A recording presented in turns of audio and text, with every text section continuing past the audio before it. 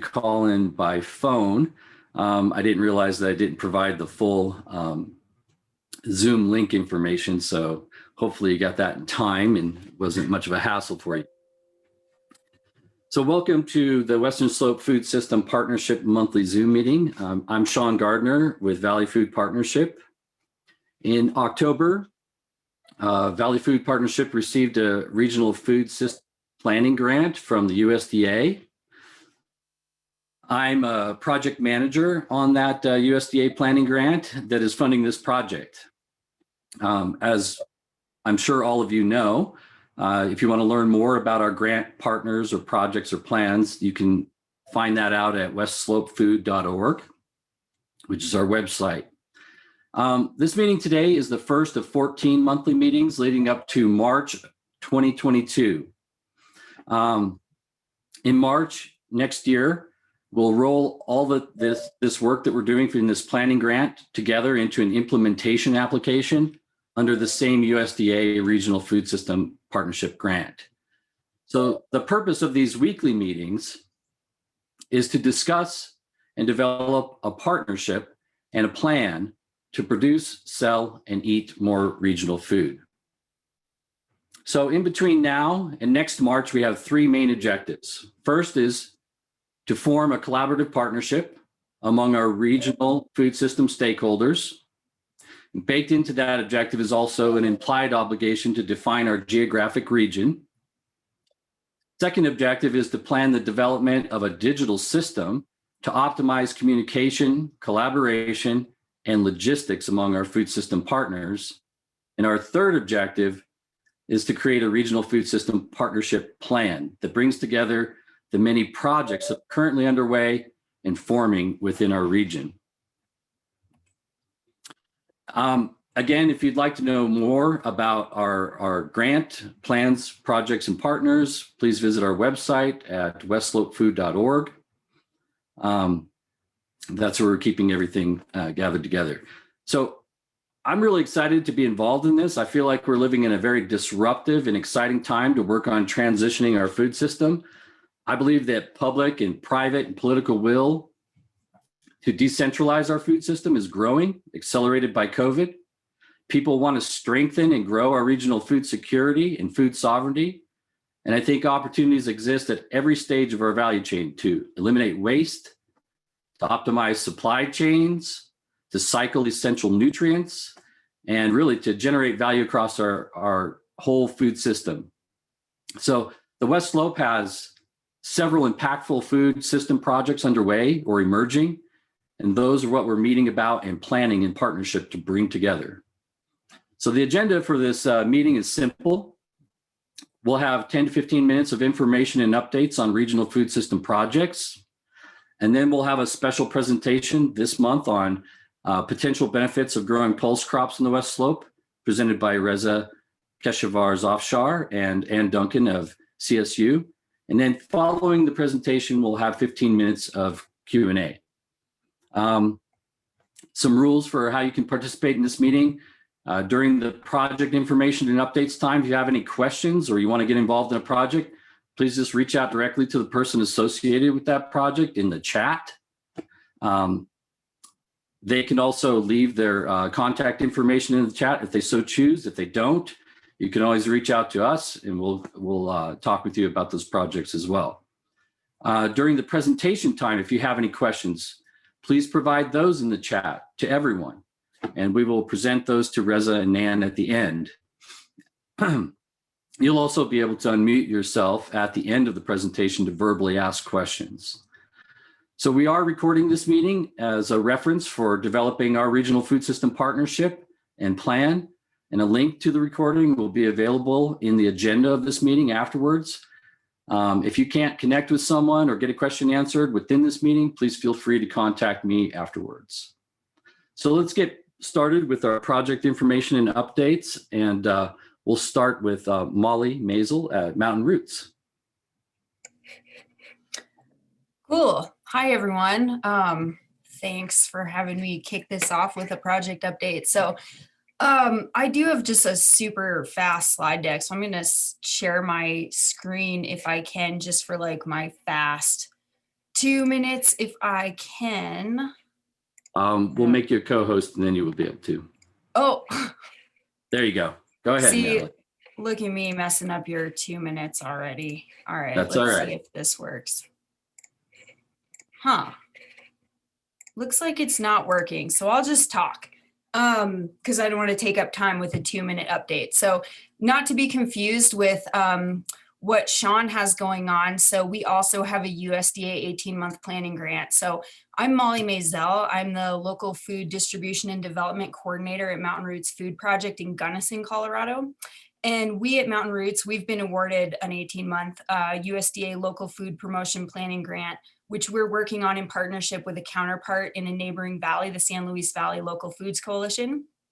And our planning project is called the Southwest Colorado Local Food Hub to Node Connectivity Project.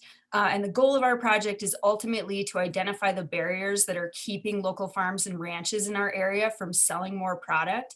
And on the other side, what barriers are keeping buyers, wholesale and individuals alike from choosing more local food more often, and then testing out strategies that will work towards breaking down those barriers. So the work is starting in the Gunnison and San Luis Valleys, like I mentioned, but then we do have a network of other partner hubs in Southwest Colorado who will be involved as we progress. And so a brief timeline, just quick 1,000-foot view of what we're doing. We've already begun the project by holding stakeholder roundtables, discussions, and wider surveying with producers and consumers in the Gunnison and San Luis Valleys. And then we're currently analyzing all the roundtable and survey feedback. And based on that feedback, we'll be identifying a pilot project to field test this coming 2021 growing season with participating producers and buyers. And then following that pilot launch, we'll be reporting to our next phase partners in other areas of Southwest Colorado, including the North Fork Valley, Telluride area, Salida, and Durango area. And then those partners will then host their own stakeholder roundtables and look for matching needs and opportunities that we can all work together on as a Southwest Colorado region and ultimately apply for that bigger USDA, the implementation grant. So that's what we're working on and would love for more people to know about it. So I can drop my email in the chat if that's helpful. And that's what we have going on. Thanks a lot, Molly. Appreciate that. Please reach out to Molly. Look in the chat for contact information. Next up is Holly Napier with Feeding Colorado. Is Holly on? So am I unmuted, Sean? Yes, you are. Okay. Sorry, guys. I had to come in from the phone today. I'm Holly Napier. I am the food sourcing manager for Feeding Colorado. And just to kind of give you an overview, I guess we've been looking for options of food preservation for the 5 Feeding Colorado food banks that are distributed throughout Colorado. And that's why we kind of clued in and have been kind of watching what the Western Slope Food Innovation Center is doing on IQF. So we were kind of just sitting back and waiting.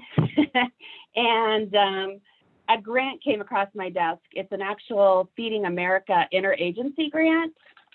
And so what we're kind of looking at now is we're researching the feasibility of Feeding Colorado as a group, the 5 of us food banks, purchasing the IQF processing equipment that would be at the Food Innovation Center. So just, Sean thought it'd be a good idea to let you guys know what we're researching. Kind of our next step now, after some discussions with Mitch and Sean and Barry, we're going to meet with Don.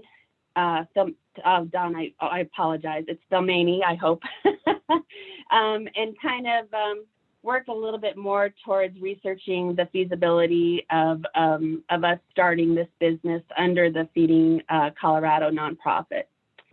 So that's what we're up to. Thanks a lot, Holly. We're really excited about what you're doing, and you too, Molly. We want to help with your grants in whatever way we can. Next up is Catherine Bedell with Roan Creek Ranch. Good morning.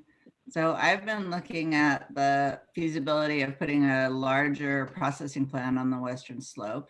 And with the help of FEWL and a grant from the Colorado Health Foundation, we've done a financial study of 3 different scenarios, and we got those results back and on Monday. So they did a mobile slaughter and then consolidated cut and wrap, a freestanding sort of small to moderate sized modular slaughter all the way to cut and wrap, and then modular slaughter feeding into a consolidated cut and wrap. So it was very enlightening to look at those 3 scenarios for us. Some of the risks that we didn't recognize or that we didn't put a high priority on was just getting enough carcasses fed into a consolidated cut and wrap. So right now what we're doing is going back and looking at some of our assumptions on those 3 scenarios. And maybe what we really need to do is sort of step back for a second and not try and get so big and so fast. So we're trying to retool our numbers a little bit to think about maybe in that range from 15 to 75 head a day, rather than trying to go up to 200 head a day. And so we have to relook at where we are and whether we can get those carcasses and whether we can get 4 people to put modular slaughters on their ranches or in their communities. So that's sort of where we're sitting. We're moving forward. I have another meeting scheduled with the group on the 11th. And other people are welcome to get in touch with me if they're interested in the project or have a significant number of cattle or an interest in meat processing. Fantastic. Thank you, Catherine. Next up, Mitch Bennett, Country Roads. Hi, everybody. I'm playing 2 roles here. One role is I'm part of the project that's looking at all the digital platforms that are out there, doing an assessment of not only the CSAs, but marketplaces, but with a real focus on what kind of information and data is a farmer or a small rancher need to produce or provide to the next party up. So we're looking really closely at what we're doing with FSMA and the recording of FSMA, and then all the different workflows and data processes that go into all these different platforms, and see if we can get some kind of standardization or customization, and then focusing a lot on how we can basically integrate to all these new blockchain supply chains that are being developed. So I've been working with Sean and Barry for a long time on that, and that's kind of where my focus is going to be with this team, is looking at all the data flows, all the workflows, and trying to figure out how we can standardize some of this information sharing that's required. The second thing, I'm responsible. I heard the comment, the Western Slope Food Innovation Center. That's me. I'm actually buying the Russell Stouffer's manufacturing plant in Montrose. We are going to be a full production probably by June 1, and that will be processing, storage, and distribution for the region. So I know there's new to a lot of people here, but we've been working on this project since about August.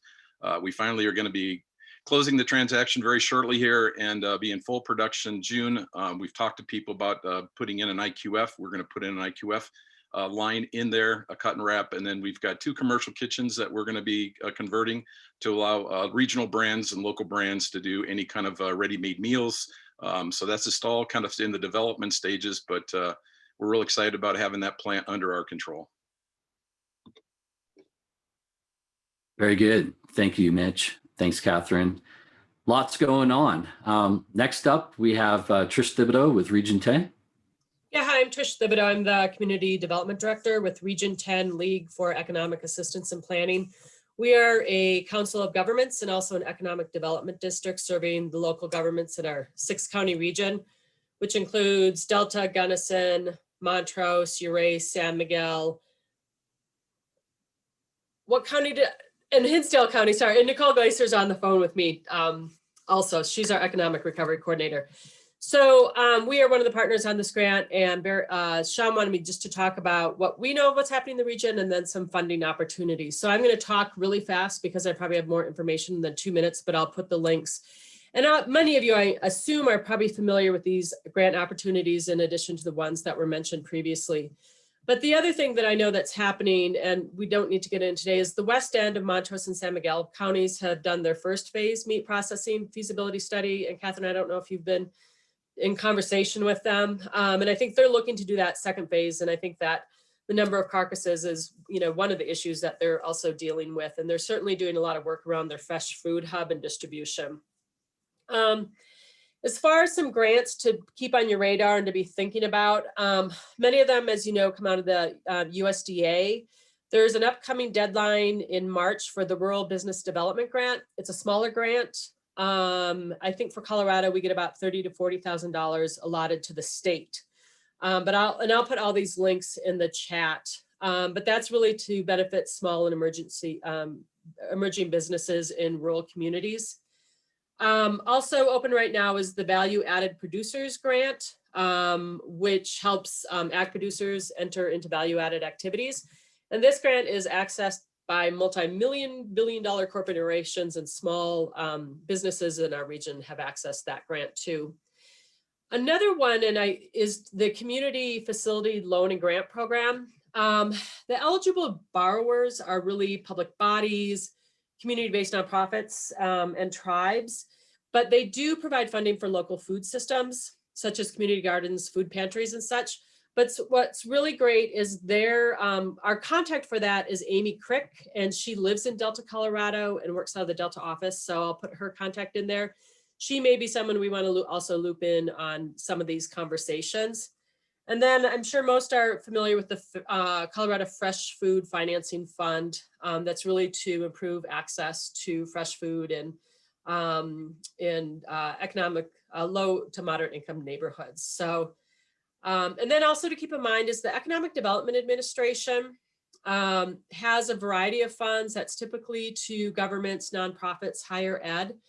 But it may be something to keep an eye out, particularly they may be getting additional funding through this next round of legislation coming out of the federal government. So if you're at a place either for planning or implementing plans, that could be something to reach out on. So I'll put all those links in there and look forward to participating in this group. Fantastic. Thanks a lot, Trish. We'll gather all these links and contact information that comes into the chat, and we'll pull it all together and put it into the notes that's on that will be tacked onto the agenda for this meeting. That will be available afterward for all of you for your reference. I think you can see that there's a lot of really awesome synergistic converging projects happening right now on the Western Slope. So this is a really strategic time to be in possession of this Regional Food System Partnership Grant. And we appreciate all of your help and participation and support in working over this next year to pull this together into a full-fledged implementation plan. How do we pull all these projects, people, and plans together to really activate the strong, vibrant, resilient regional food system? All right, with all of that taken care of, let's go on and let's move into our presentation today from Reza and Ann on the potential benefits of growing pulse crops on the West Slope. Reza, it's all yours. Okay, thanks, Sean. Good morning, everyone. It's great to be with you today. Let me share my screen. Can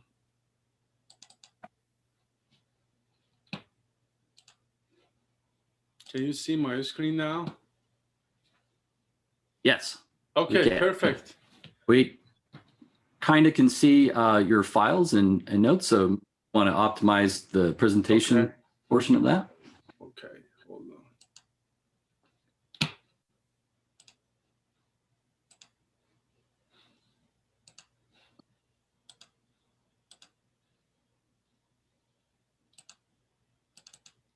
Okay, what about now? There we go. Okay, Much perfect. better. Okay, thanks. So today I want to talk a little bit quickly about the project we started 2 years ago in Colorado, and the objective basically was to evaluate how we can diversify the cropping systems in Colorado with using various type of legumes. So, sorry, why? Okay, sorry. So just a quick background. So green legumes, or also known as pulses, are healthy food, nutrient-dense food that plays a very important role in making and developing health food diets. Legumes are also powerful and versatile crops that can promote biodiversity, improve soil quality, and increase atmospheric nitrogen fixation. Means that unlike many other crops that need to apply many high levels of synthetic fertilizers, these legumes are capable of producing their own nitrogen. Because of that, they have much lower carbon footprint compared to many other conventional crops. And the important point from pulses is that compared to many other common crops that we grow in Colorado, they also require much less water. So because we have some problems with water availability for agriculture and crop production in Colorado, these crops also offer alternative to the farmers that have lower water availability. And the other point about these crops is that they can generate income from local, domestic, and international markets, because right now the demand on international scales and also domestic scale for these crops are expanding because people are becoming more aware of nutritional benefits of these crops. So if we can develop and actually establish a market for Colorado crops, that's going to be really beneficial for the farmers. We have different types of pulses. Okay, dry beans is basically well known, but we also have other pulses such as peas, lentils, chickpeas, cowpeas that are not growing as a major crops in Colorado. So we received a grant 2 years ago from Colorado Department of Ag to study potential production of these various type of legumes in Colorado. And the objective was actually to evaluate how feasible can be for farmers in Colorado to grow these crops and actually make economic benefits from that, but also diversify their cropping systems. So in these projects, we focus on 4 major types of legumes, including peas, lentils, chickpeas, and fava beans. And for 3 of them, we have access to also winter types in addition to spring types. But for chickpeas, there are only spring types available. So we established our research plots at 4 locations across the state, in Fruita, Western Colorado, Yellow Jacket, Southwestern Colorado, Walsh, and also Fort Collins. In some locations, we only have irrigated systems. In some locations, we also have dry land system in addition to irrigated. So these yield results are based on year 1 study in 2018, 2019. We finished year 2 last year, 2020, but I haven't had a chance to pull up the data yet. So this data is from year 1 of the study. As you can see, especially for winter crops, we have really good potential for growing winter types, because unlike northern states in Montana or North Dakota, winters in Colorado is not too harsh. So it allows the farmers to actually grow winter types very successfully and gain huge yield from those. For example, as you can see, the yields of winter peas in Western Colorado, Fruita, was over 5,000 pounds or close to 6,000 pounds. These are really good yields for winter peas. The same for chickpeas, we got really good yields also in year 1.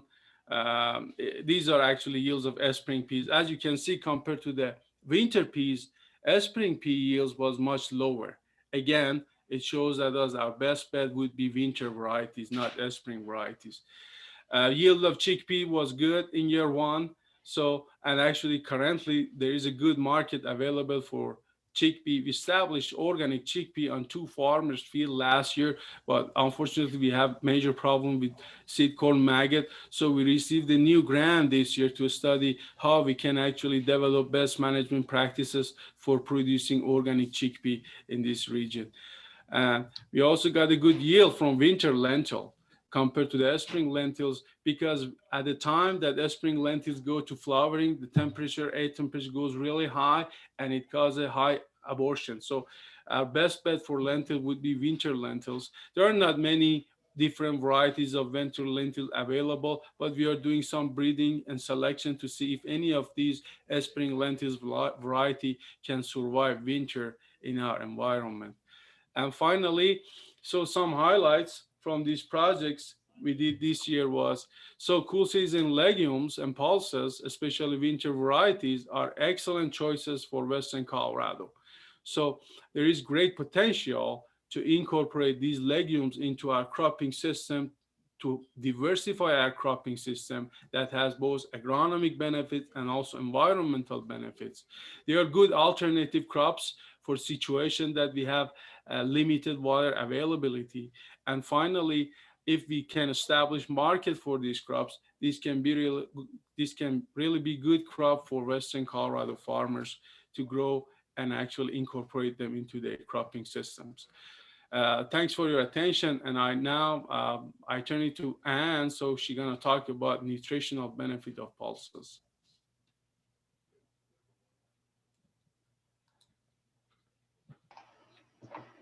Well, thanks, Reza. As soon as you're done sharing your screen, I'll pop over. I might be able to steal it from you. Let me see here.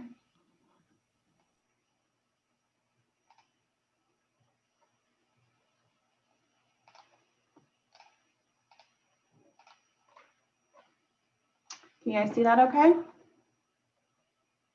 Nope, that's the wrong one. Hold on just a second. Yeah, about sorry, that. not yet.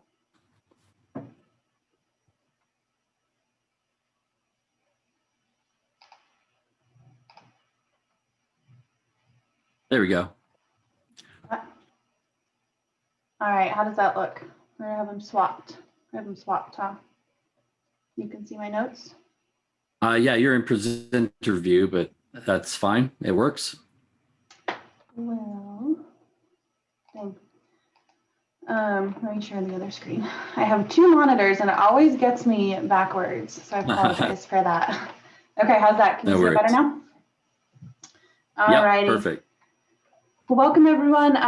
My name is Ann Duncan. I work for CSU Extension in the Tri-River area, and I'm a registered dietitian. So it's been nice to partner with Reza because we complement each other in our skill set. I don't know a ton of the growing of pulses, but he's been very educational in that. So, you know, something I think that would tie these two presentations together is to realize if individuals know the health benefits of pulses, I think we will create more of a supply and demand situation for growing pulses in this area. If we are going to be growing them, we obviously need to have a market to sell them in. So with the current trends in the nutrition world, you know, everyone's concentrating on low cost, high protein is really popular right now, low gluten, things like that. Pulses meet many of these needs. So they could become very popular, but I think it's a matter of marketing and getting the information out there. So that's a little bit about where I come in.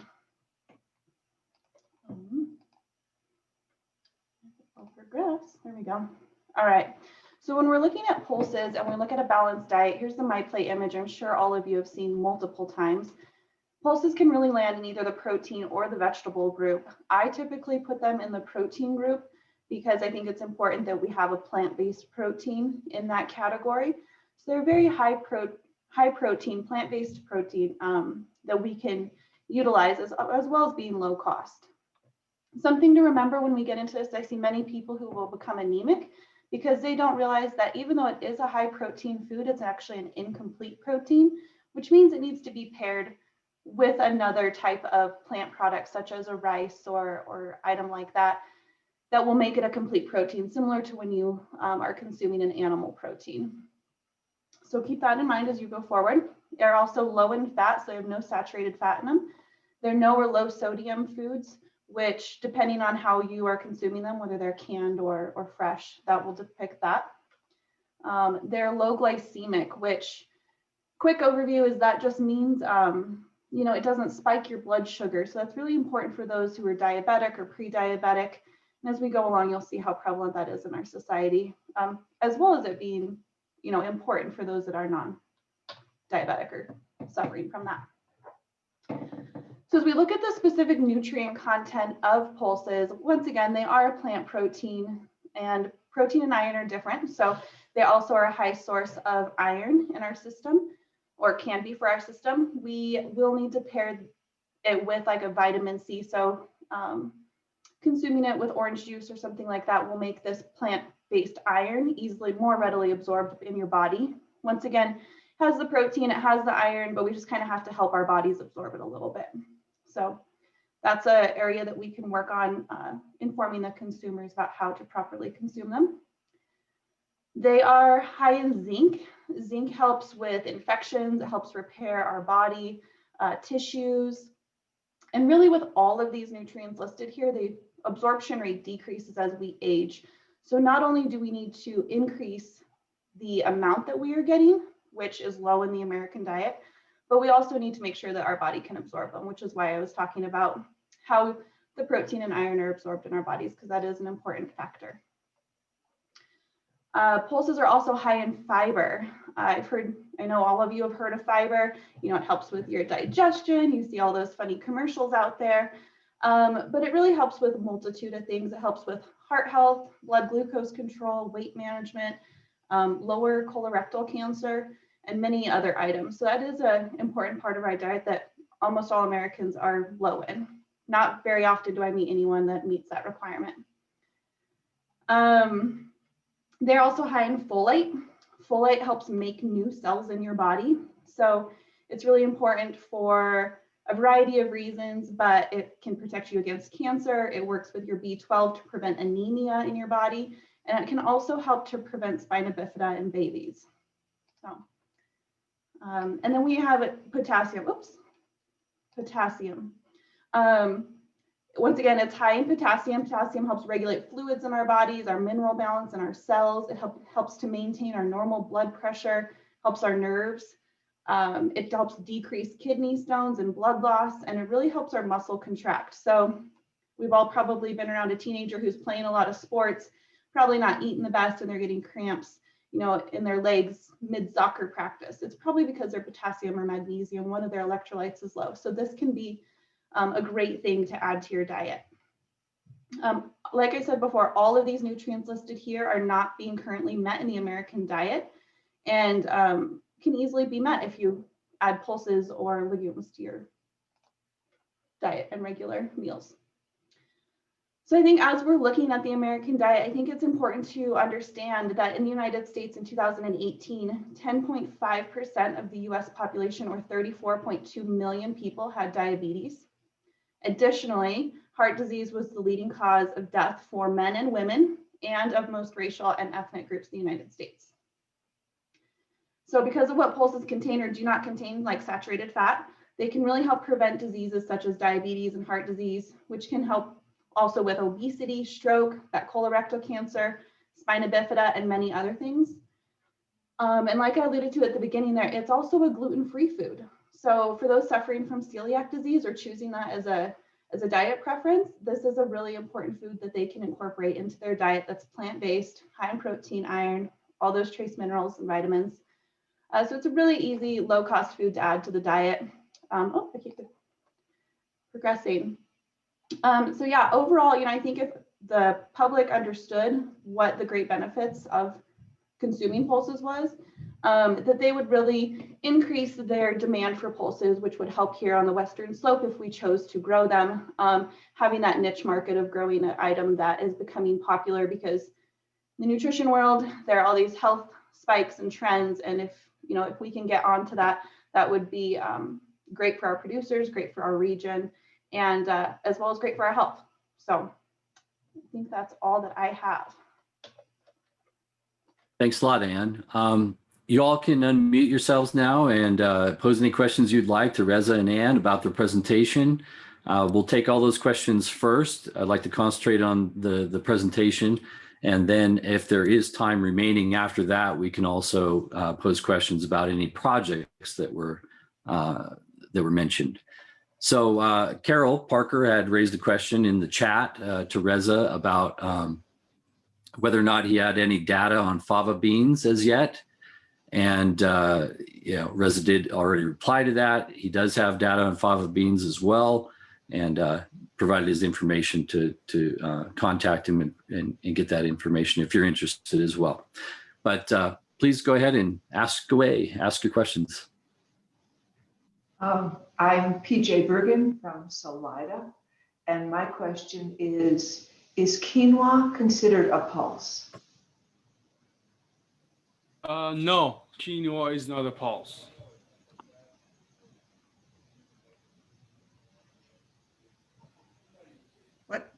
This is Catherine Bedell. what's the growing or the harvest date, and how long does it take to grow these crops? And what do you mean by a pulse? Can you define that?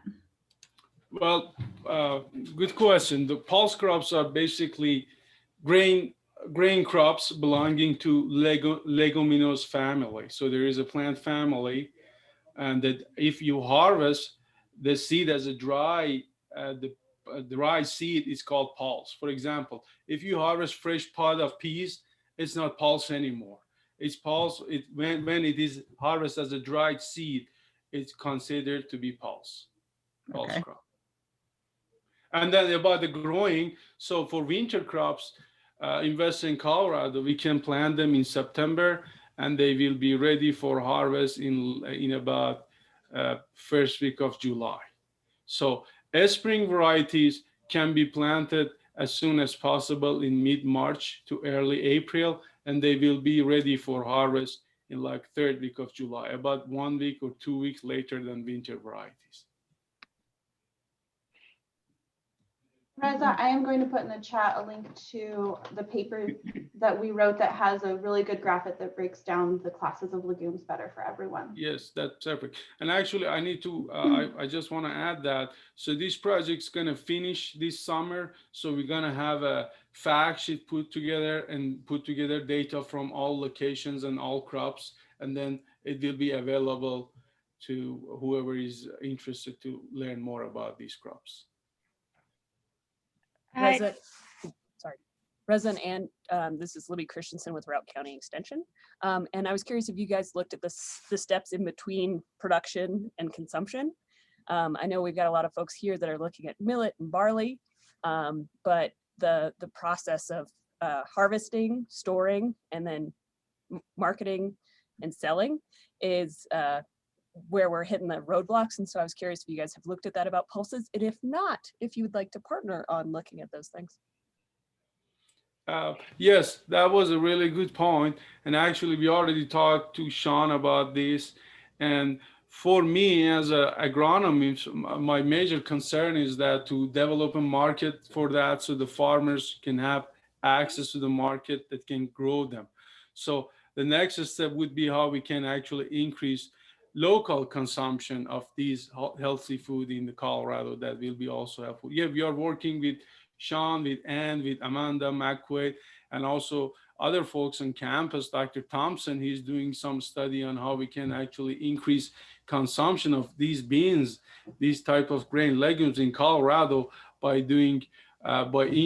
making people aware of benefits of these pulses. So I think these kind of works are actually we are doing that, but actually there will be need for more. So we will be more than happy to partner with whoever can help us to actually expand this work.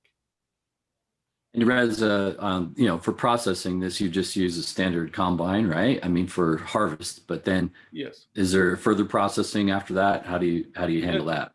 Yeah, the good things about these crops is that whoever is growing already grains can grow these crops because they don't need any specific equipment. So they don't need to invest on new equipments, new planter, new harvester. So that's actually good things, because if they need to invest on new equipment, they're gonna be really difficult for farmers.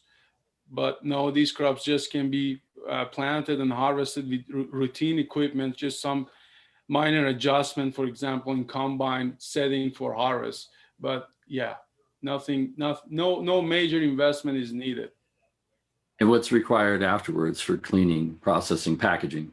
For cleaning, actually, again, so we have a bean processing facility in Western Colorado. They've been cleaning pinto beans for so many years. They can use the same equipment for cleaning these, but they just need to change the screen size and setting and stuff like that. Unless we have really good acreage, it's not feasible for them to do that for just a few acres. But if you have a market and then farmers start growing thousands of acres, and then processing facility would be feasible to be developed or be built. Great. Hi, Reza. This is Laura Parker. I've actually just was talking with Emily Lockard, and she put me in touch with you because we were talking about garbanzos, and then I saw you were going to be on this meeting, so I was like, I have to attend. I've got to listen. because I've had similar ideas. I have a small seed company and have been trialing garbanzos and lentils and fava beans, and would love to talk with you more about varieties. And also if there's any particular ones that aren't, you know, really to scaled, that like there's really not seed of, that could be trialed, that could be just increased a tiny bit. Because I know a lot of these crops have been kind of under researched, or, you know, somewhat in that area. So look forward to talking with you more. Hi, Laura. Yes, Emily talked to me about you. So I gave her my cell phone number. So please feel free to reach out to me and we can discuss more.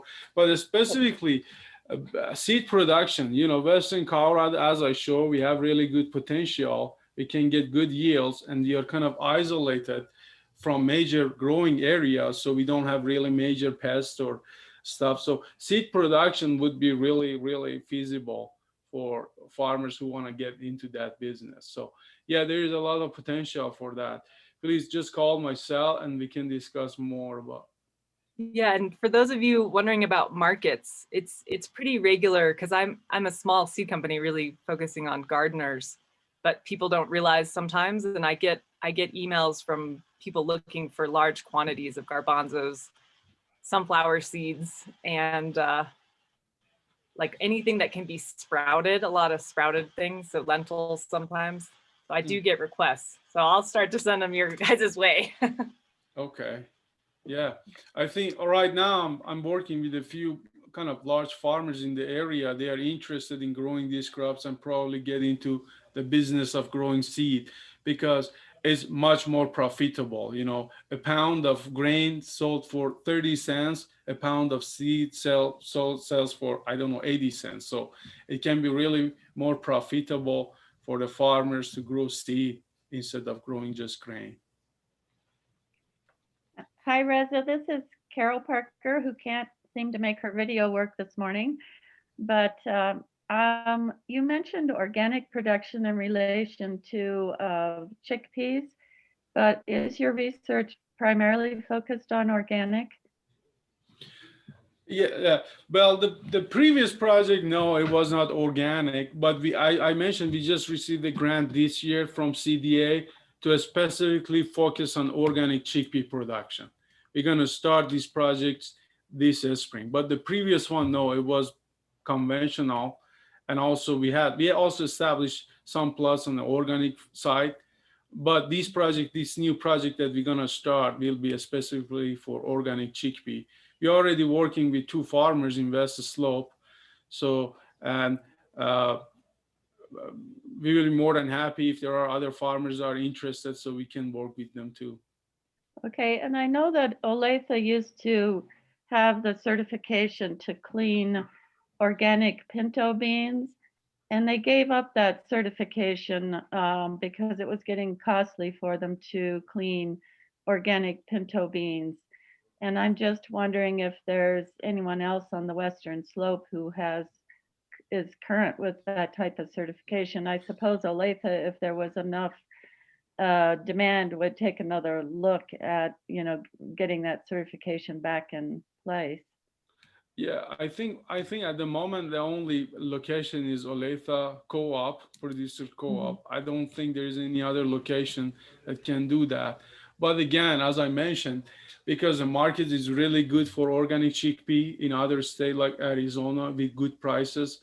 So if we can actually overcome that pest issue and we can develop best management practices, then the more acre is going to be, and then it's going to be feasible to build some facility for processing. I already talked to some big farmers like David Harold about that. They are interested if there is a really good market available, they can grow and have more farmers to grow more acreage. They are willing to actually maybe think into establishing some processing facility for organic chickpea.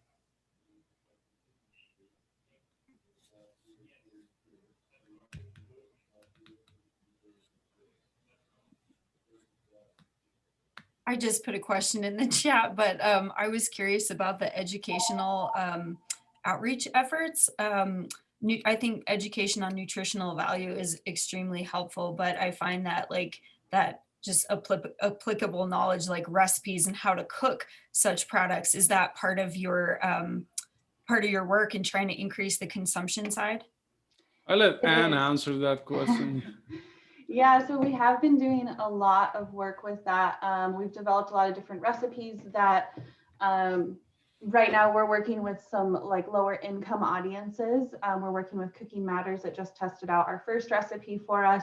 We had some great feedback on that, which was exactly what you were getting at. It talks about how to prepare the beans from a dry state, as well as how to cook them into an actually prepared dish. Many people know how to use canned beans, but don't really know that first step of it. So there's kind of two pieces with educating about beans and legumes and teaching them how to rehydrate them and cook them from the base up. We also, we were partnering with Cooking Matters. We're partnering with a food bank in Grand Junction to develop a nutrition education intervention down there. But right now, we are a little bit limited with COVID and the type of interactions that we can have right now, unfortunately. So yes, we have that in the plans. It's been in the plans, but we're waiting right now. But yes, I completely understand with you. I think that applicable knowledge is extremely valuable. And that is how I like to teach my classes, is I wrap the nutrition and science into a pretty bow that someone will come and want to learn how to do. So good point. And if you need recipes, reach out. We have a ton of them.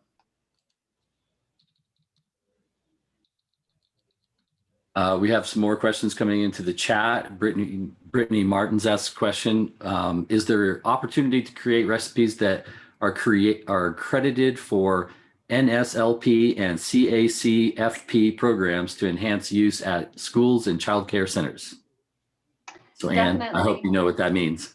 Yeah, Brittany, feel free to reach out to me after this and we can talk about that more, but I'm definitely willing to create recipes that meet a variety of guidelines. So sounds great. Sorry for the jargon. It's the National School Lunch Program and the Child and Adult Care Food Program. Yep. Aha, thank you. Nicole, you also posed a question. Would you like to just ask it yourself or unmute? Yes, I live at not too high elevation, probably 6,000 plus feet near Norwood. And we're working on water issues up here and also looking at the benefit of increasing organic matter in the soil for carbon sequestration and maybe changing some practices up here to help with that. But it needs to have a benefit to folks that would be converting to different farming practices. So I'm just wondering, in order to start that as a trend, is there a particular variety that would do really well up here with low water and that would produce the greatest amount of, I guess, green growth as well as potential seed growth? Yes, there are many varieties that can be used for that situation. Especially, we have to focus on winter types because they require much less water compared to the spring types. Again, I put my email address over there. Just reach out to me and we go through some options that I think will work in that area.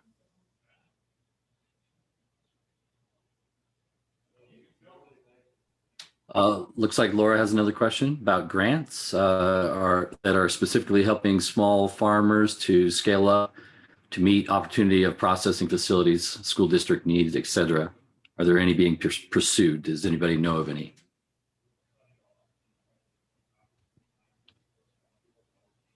I don't know, Trish, do you have any intel on that? Nope. I don't know. Let's just record that question and we'll get back to you, Laura. Good question. Thank you.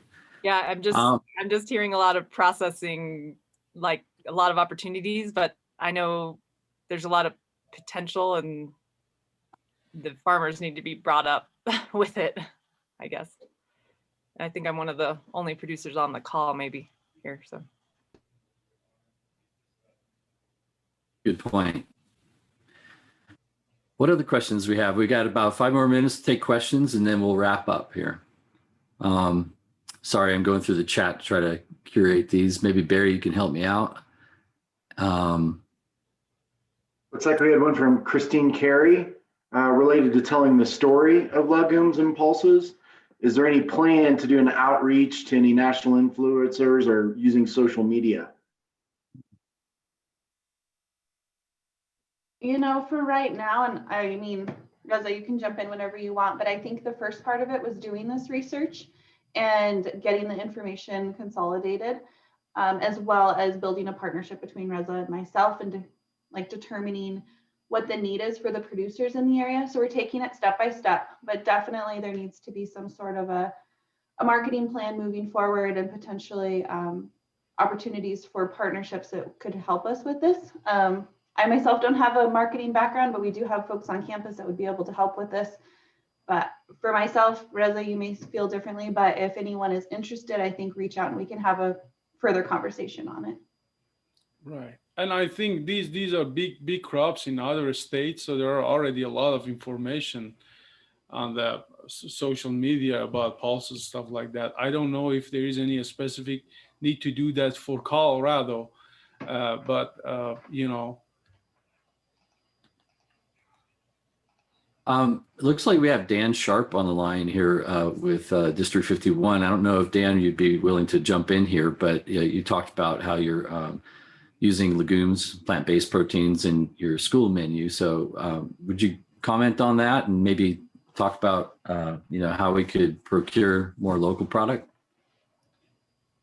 Yeah, we had been using it for several years as we made the switch about 8 years ago from a processed food-based menu program for our students to more of a scratch-based and more local statewide sourcing. And in it, yeah, we started looking at purchasing and procuring more bean products as we were going to more of a scratch-based recipes. And so we did incorporate through many different sites to create the recipes, like Ann had mentioned.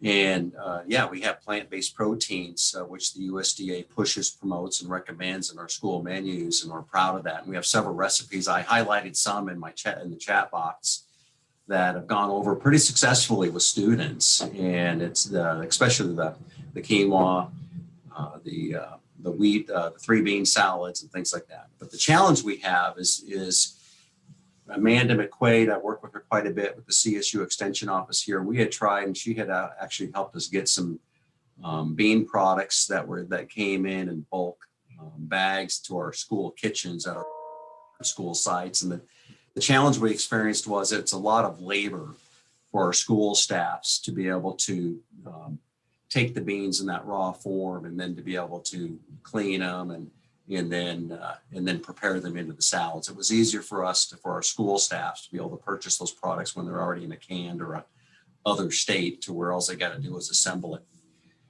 And that's the challenge you're going to have with many school institutions, is our price point per meal is a low reimbursement, and with the exception of this school year, which is much different because of the pandemic, but the price point's difficult at what we receive to be able to purchase or to have the labor and spend the labor to be able to do processing of that kind of a bean product in the kitchens.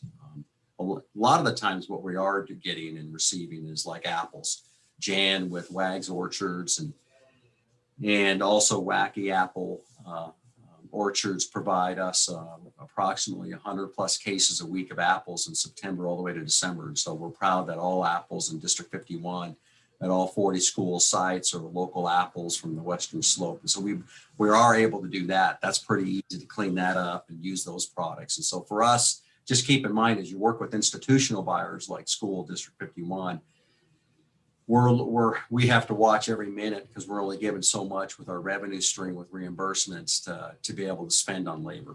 And so I'd love to be able to do and locally source more bean products, but how it's packaged and how it comes in is going to be important. So I'll share that. I hope that's what you're looking for. Yeah, that's exactly what we're looking for. Thanks a lot, Dan. That's really informative. This has been a really informative conversation. I think we're starting to draw out some really good points here, some bottlenecks that we have, and some opportunities that we have. So thanks a lot for everybody contributing.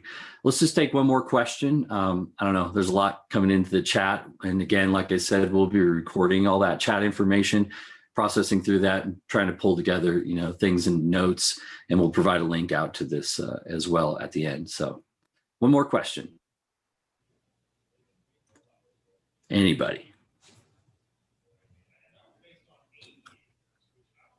Nobody wants to step up and be the brave heart and give their last question. We do have a comment from Brittany about the Colorado Department of Ag has a new marketing position, and it's hosting podcasts and working to enhance their newsletters and social media. Brittany, do you know what that, any more information that we could maybe reach out? I think Anne was interested in that as well. Yeah, absolutely. I believe the person who was hired for that is Danielle Trotta, so I can put her email into the group. I will also state that I am a co-lead for our Farm to Early Care and Education Coalition, and we are always looking for members who work in the food system or any individual who is interested in enhancing food to childcare. But really our goal is to enhance food to any program, so library, recreation centers, food banks, all of you. So if you have any time or any interest in that, I'll also put my email in there. We've recently received a grant and are working to build a roadmap, and we'll also be releasing community-based subgrants of $4,000 for absolutely anyone who would like to pilot or work to enhance farm to in their communities. You know, I think this might be a great opportunity for some of us, if anyone is interested to continue this conversation. It sounds like there is some interest, and it sounds like there's a lot of resources out there that could really benefit Reza and I on top of what we've done. So if anyone is interested in continuing this conversation, I definitely would be open to creating a smaller committee that maybe we can brainstorm and help with some of these things. So if you're interested, let me know. Very good. Sean, can I jump in? Yeah. Can I jump in real quick? You asked for a last question, but I have a comment. I'm Kathy Romanello with the Valley Food Partnership, and I just wanted to say that I think that your first kickoff meeting agenda is just unbelievably fabulous. It's just so exciting to have all of these efforts coming together and being able to dialogue, and so many incredible ideas. And I think the success of all of us is the coordination and collaboration that's going to be the result of all of your work. And it's really nice having this platform to be able to organize it. And so thank you so much for this amazing first kickoff meeting agenda. And I can't wait for the next one. Oh, thanks a lot, Kathy. Well, you said for me what I don't need to say now. Yeah, I think that we're in an amazing, strategic time to kind of pivot and to decentralize and regionalize our food systems. So this is an exciting time again, once to have this grant focused on regional food system partnership. Just to kind of give you an idea of our timeline of what we're trying to do with this planning grant. By November, we would like to have a draft of our implementation plan and a draft of some sort of a partnership agreement. And then in February of next year, we'll be looking at forming a final review of an implementation plan and partnership agreement to take into March, at which time we will apply for an implementation project in this USDA Regional Food System Partnership Grant. As a reminder, this meeting is on the last Thursday of every month at 8 a.m. You can register on our website. The presentation topic and the registration invite will be shared in an email at the beginning of each month. So look for that coming out next week. And if you'd like to present on a project related to our regional food system, just reach out to me by email, let me know. Next month, I think we're looking at having a discussion on GAP and FSMA requirements. We'll be bringing in, hopefully, Christy Dice, a produce safety specialist from CSU, a local producer, and possibly a food hub as part of our development of a digital system, optimized communication, collaboration, and logistics within our regional food system. And then in April, we have Kate Clark at Western University. She'll be presenting on their new intersectional environmental studies program, which will include an emphasis on food security, climate action planning, and water studies. Other months, we'll have presentations on the IQF facility, meat processing, the digital systems that I talked about to empower collaboration and communication across our regional food system. We'll also try to get in the Farm Collaborative and the Two Forks Club with Ed and Vardy over in Aspen to talk about their farmer incubator program and local food investment. And we'll also ask Molly to present on Mountain Roots Grant later, maybe in the fall, once you have some data and come to some conclusions about through your surveys and such. We'll also obviously present on and talk about what's coming into formation at Russell Stover's, the Western Slope Food Innovation Center. We'll do that a little bit later, probably in the summer. So keep tuned and look out for our emails. And thank you, everybody, for joining us and for contributing to the conversation. We really appreciate it. There'll be notes and a link to this recording in the agenda for this meeting. I'll probably get that out sometime tomorrow or the next day. All right. Have a good day, everyone. Thank you all. Bye. Bye-bye. Thank you, Sean. Pleasure. Thank you for having us. Thanks for you did a great job. I think it was an awesome discussion. I think there's a lot of interest on it. You know, I think that it's really valuable. I think, as was noted, you know, we have to figure out how to take that next step and make it applicable to all of the communities. But definitely a good starting place for sure. Thank you. Something that that might be of interest to you and to talk about would be like maybe doing that extra step of processing and preparing in a ready-made state, you know, for institutions and stuff. Like yeah, we have that capability at Stover's, you know. I mean, that could be, and I think we should do that with lots of products. it's true. You know, for the food banks and for institutions, I think that you know, that's something we should talk about. Maybe I mean, that would be great if it was something that the school districts would want to own or support, that we could pull locally and put it together there. We've had some private business interest in doing ready-made meals, but man, it would be really awesome to have the school district right in the center of that. That would be amazing. Yeah, that would be really neat. And I know there is a big movement to like some pre-prepared type of individual dishes for a lot of different audiences, some food banks, some I haven't heard that so much for schools, but like home delivery meals and ordering online obviously is really popular. You know, Libby is amazing at like supply chain food supply chain type of stuff. And so she said she'd be interested in helping me because my background really is in that nutrition part of it. So for me, I'm more than willing and happy to help. I just don't really have that educational background. What's Libby experienced at? She's really good with supply chain, food systems type of work. Oh, really good background. Yeah, She worked with Dawn and Becca really closely when I first met her. I think she was a graduate student of theirs and then joined Extension. So Where's she at? Route County, Steamboat. Okay. Yeah, we should reach out to her and get her input and figure out how to involve her more. Sounds like she's, you know, willing and available. Yeah, she's very knowledgeable about it. So she'd be an excellent resource to bring into this because I'm all about it. I don't really have the background to know how to make that next step, but I do agree that it is a need. And if we can create that market and demand for it, then the producers would have someone to sell it to.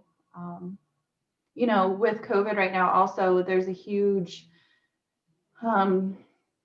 demand for things that are shelf stable that aren't going to go bad. And so that's a big topic right now. I think people are still pretty nervous about it this year. Like canning supplies, we're just starting to see them back on the shelves after, you know, since I think they've been out of stock since like June or July.